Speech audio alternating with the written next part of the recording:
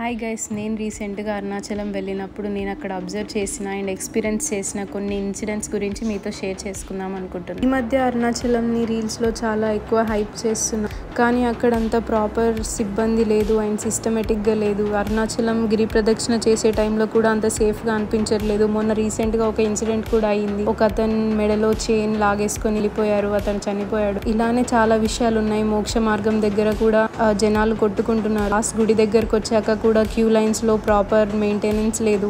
జనాలు వాళ్ళు కొట్టుకుంటున్నారు. ఆయన ఒక పోలీస్ ఆఫీసర్ కూడా అక్కడ లేడు, ఆపడానికి కూడా ఎవరు ట్రై చేయట్లేదు. గుడి లోపల కూడా ఎంత నీట్నెస్ లేదు, హైజీన్ లేదు. ఎక్కడ పడితే అక్కడ ఎత్త పడేశారు, నీట్గా ఊకడం లేదు, అసలు ఎవరు పట్టించుకోవడం లేదు. ఎక్కడ పడితే అక్కడ క్యూ లైన్స్లో వాళ్ళే ఓపెన్ చేసుకొని వచ్చేస్తున్నారు, అయినా ఎవరేమనట్లేదు. కనీసం వాటర్ తాగుదామన్నా అసలు ఫెసిలిటీ. దీనిని అరుణాచలం టెంపుల్ సిబ్బంది దృష్టిలోకి తీసుకొని భక్తులకి ఏ లోటు రాకుండా చూసుకోవాలని కోరుకుంటున్నాం.